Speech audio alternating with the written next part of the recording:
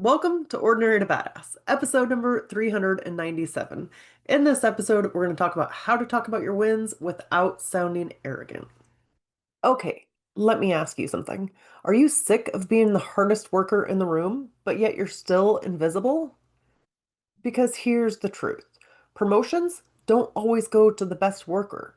They go to the most visible one. And I know that stings, but stick with me here because today we're going to talk about how to share your wins without being arrogant. So this way, you don't get passed over while the loudest voices in the room climb the ladder.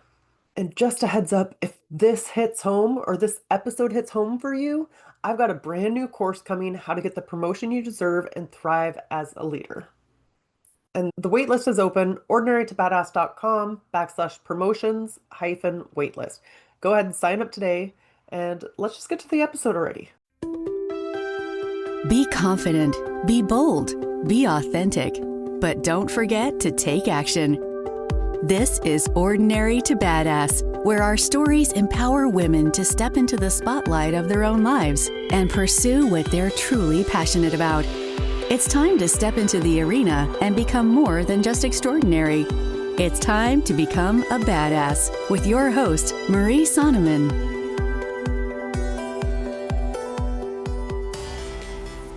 Okay, so I wanted to do this episode, how to talk about your wins without sounding arrogant, because as women, it can be so hard for us to promote ourselves. We were raised to be good girls, to follow the rules, to play small. Many of us, right? Of course, I can't speak for everybody, but in general, we're not taught that it's okay to speak about our wins, to talk about the good things we're doing. It's considered bragging, so nobody wants to do it, right? But that's what's holding us back. So I wanted to talk about it today because you know what? We can talk about our wins without being egotistical or coming across as arrogant. And I think if you have the worry that you don't want to sound egotistical, it's probably not going to be a problem because you're already aware of it, right? It's the people who aren't aware of it and just go blab their mouth and think they know everything. It's those people that probably need to rein it in or dial it back, but not you. So I just got to tell you about a couple situations personally that I have experienced or that I have seen. So it seems like men are much more vocal about what they want at work. They're like, oh, I'm gonna get this role. I'm gonna do that. I'm gonna run this place.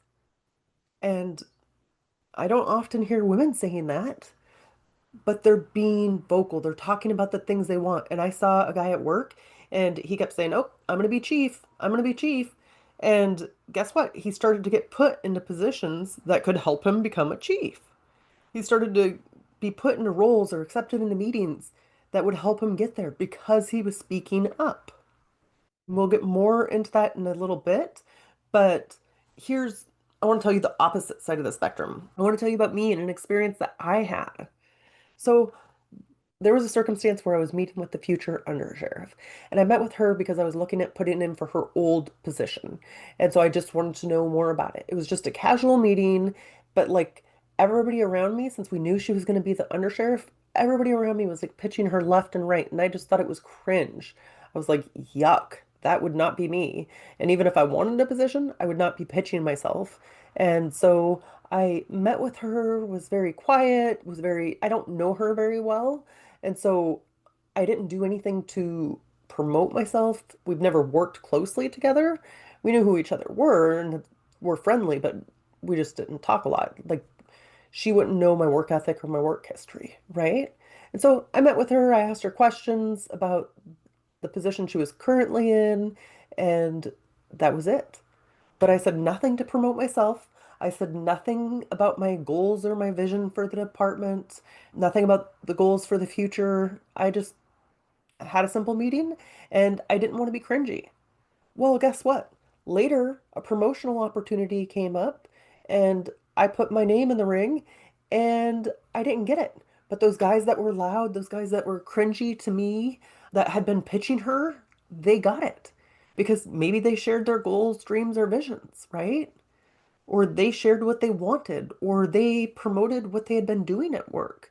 I did not. I always thought, oh, my work speaks for itself. Guess what? It's just not true.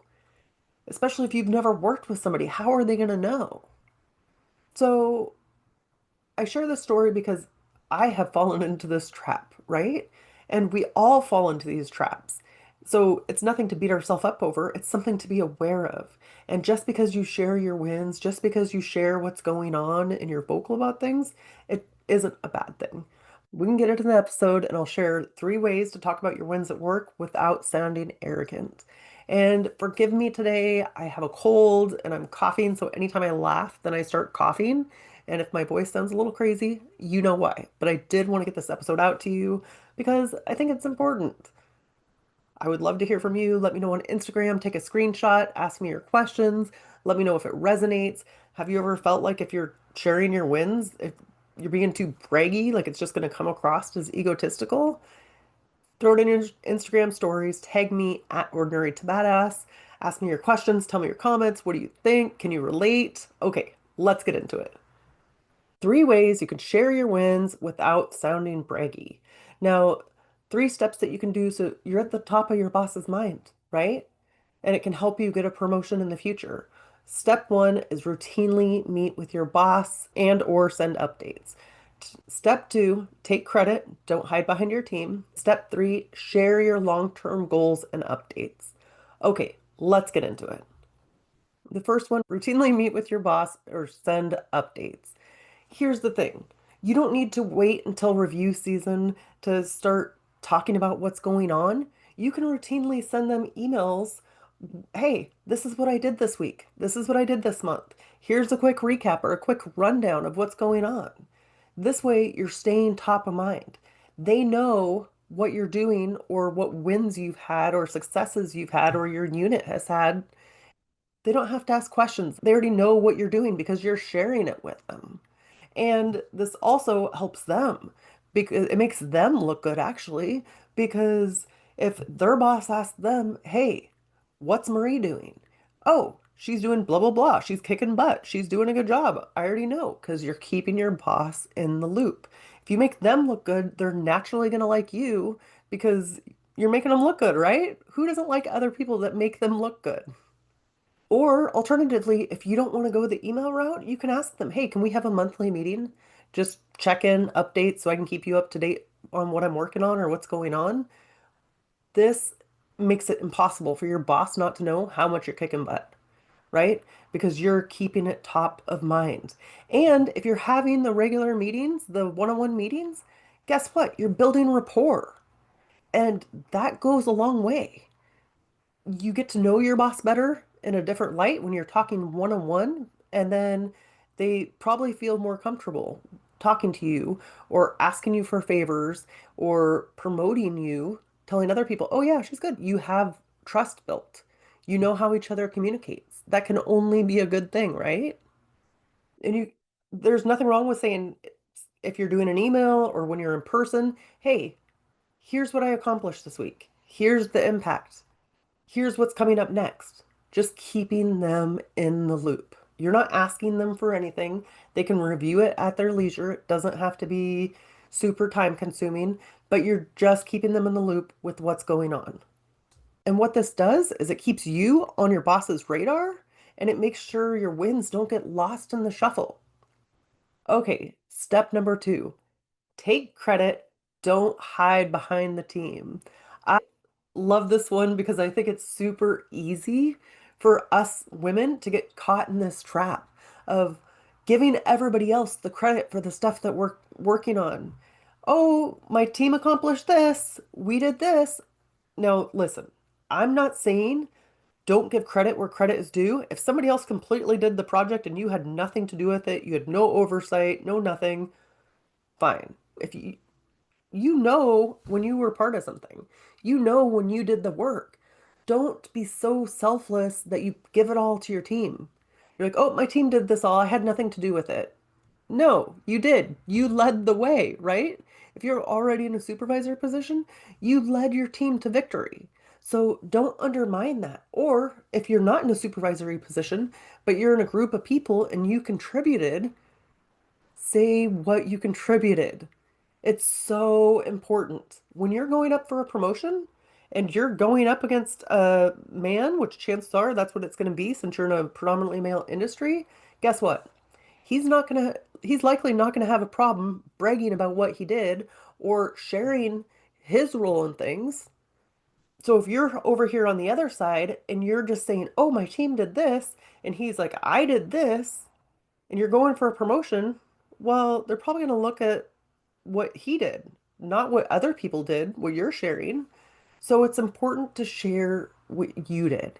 You could say, "Hey, the team contributed in this way. This was my part in it," and share your win. It doesn't make you less of a leader because you share your piece. You give your win, your takeaway, the part you contributed to. That doesn't make it less for everybody else. They did their part. But it is important that you speak up and you share your role. You share how you contributed to that win or to that success. So you could say, "Hey, our team pulled off this project, and my role was streamlining the whole process. So we completed it 2 weeks early because of my ideas for streamlining." And here's an example. I was in charge of the background unit. And so we were doing all of the hiring, and I wasn't doing the day-to-day hiring stuff. Yeah, I helped out here and there, but overall, I wasn't doing all the interviews of new candidates. I wasn't doing the whole background check process. That wasn't my role. But what I was constantly doing was working on ways to streamline that process and make it more efficient. And so we really did cut down a lot of time. And so that was still my win because I was coming up with different ways, or I was talking to the team and trying to figure different things out, and we would test it and tweak it. And guess what? That helped. So just because I wasn't doing all the interviews of the candidates, that didn't mean that I didn't help streamline the process and get us to the end goal. So it would be important that when I'm talking about that, that I share, "Oh my gosh, I helped streamline this process. I cut the process down from 3 months to 6 weeks." So that's very important. In the big picture, that's huge. So part of taking your seat at the table is acknowledging what you are doing. It's not cocky to acknowledge the work that you are doing. It's kind of reckless not to. And again, I'm just going to remind you, if you're worried about sounding too cocky, too egotistical, it's probably not a problem for you because you're aware of it. Okay, step number 3, share your long-term goals and vision. This one is huge.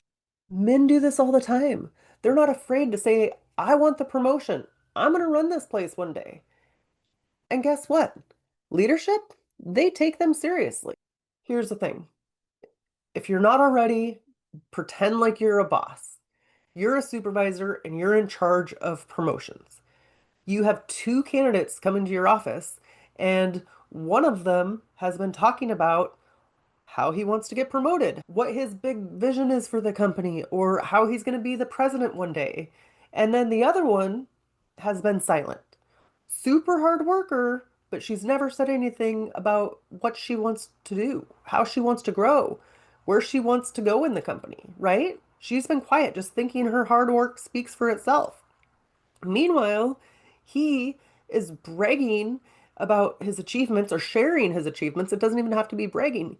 He's sharing his achievements and speaking about his goals and his vision and how he's going to be president or vice president one day of the company, or how he's just going to move up the ladder. If you're that boss and say both employees are equal, who are you going to promote? Chances are you're going to promote him. And you know why? Because he's been so vocal about where he wants to go in the company. And you might have in the back of your mind, "Oh, if I don't promote him, he is going to leave. He is going to find another job. She seems to be content. So I better promote him because I don't want him to leave. He's a good employee." If you're not vocal, it can make you invisible. So practice saying your goals, or "My long-term goal is to move into leadership." Let your boss know this, because sometimes what we do is we work so stinking hard that we make it hard for our boss to replace us. And we're not even speaking up about wanting to move on, wanting to go to other places. But then our boss gets comfortable because we're doing so much stinking work. And then it makes it harder to replace us. So he's like, "Well, if she gets promoted, then I got to find somebody to do her job, and nobody's going to do as good as she does.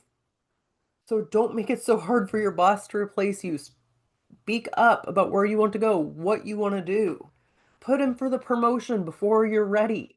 You don't have to be 100% ready to put in for a promotion. I know I went on a tangent here, but it's so important to speak up about our goals and what we want to do if we want to get promoted. And the thing is, that drives me bonkers because I see this all the time. I sit in on panels for either newly hired people and promotional interviews, and especially promotional interviews when I know people and I see them and they're just not advocating for themselves. It's like I know what they're capable of, but they don't want to be braggy. They don't want to be egotistical. So they don't share all their wins, all the stuff that they've accomplished. Like they kick butt. And then they get in that promotional interview and they don't share all the things that they've accomplished, all the things they work on, what their strengths are. They're not sharing these things. So if you don't share it, it might not be known. You can't just leave it to chance that somebody's going to recognize your hard work. You have to share it. So just a quick recap here. Step one is routinely meet with your boss or send them an email about what you're working on, about your accomplishments. Step two, take credit, don't hide behind the team. Step three, share your long-term goals and your vision. So if I could go back to that meeting with the undersheriff, I would have spoken up. Even if I wasn't actively going for a promotion at that time, I could have shared what my vision was, what I was working on, what I hoped to do in that position that she was just coming from. What changes would I like to make? How would my history, how would the stuff that I've already done help me to be good in that position? Instead, I stayed quiet. And you know what? Quiet doesn't get you the promotion. And here, again, I wasn't going for a promotion the second that I met with her or at that time. But when I did, she only had a narrow window of me or a narrow view of me because we had only met that one time. She didn't know my work ethic. She didn't know the quality of my work or what I was interested in or the changes I wanted to make or the vision I had. And so I didn't share any of that with her. You can still share some of your wins, like drop them in here and there without being braggy. If I could go back to that moment, I would have shared some of those things. And you know what? If I had shared those things, that's not cringy. That's just speaking up for yourself. That's just letting other people know what you want to accomplish. And guess what? If you're not saying that stuff to other people, how can you possibly get help? Sometimes when you speak your vision out to other people start to contribute and help you get there. And it's good freaking practice, right? For when you go for the promotion, you already feel comfortable sharing your win, sharing your vision, your goals. You've already been working on it. You don't need to work harder to get noticed. You just need to make your work visible. Talking about your wins isn't arrogance, it's leadership. And leaders aren't afraid to make their value and their vision known. So if this episode had you nodding your head thinking, yep, that's me, or I can relate to that, then I don't want you to get off this podcast and just go about business as usual. Here's your next move. Get on the waitlist for my new course, How to Get the Promotion You Deserve and Thrive as a Leader. Inside, I'm giving you the exact tools that you need to stop being overlooked and to thrive as a leader and get that promotion if you haven't gotten it already. And these are practical steps that you can use in everyday conversations. And it will help you get confidence in your abilities that actually stick, not that just are here for a moment and then go. Like you're confident when you listen to the podcast and later you're not. No, if you take this course, it's going to help you have confidence that sticks around. Get on the waitlist, ordinarytobadass.com/promotion-waitlists. When you join, you'll be the first to know when the doors actually open. And guess what? I got some bonuses I'm cooking up that you're not going to want to miss. I am so excited about this. So go sign up now, ordinarytobadass.com/promotion-waitlist. So let's make sure you're not just working hard, but that you're getting the credit and the promotion that you actually deserve. And with that, we'll end our show. To all the badass women out there staying in the arena, wherever you are, whatever you're doing, own it and get after it.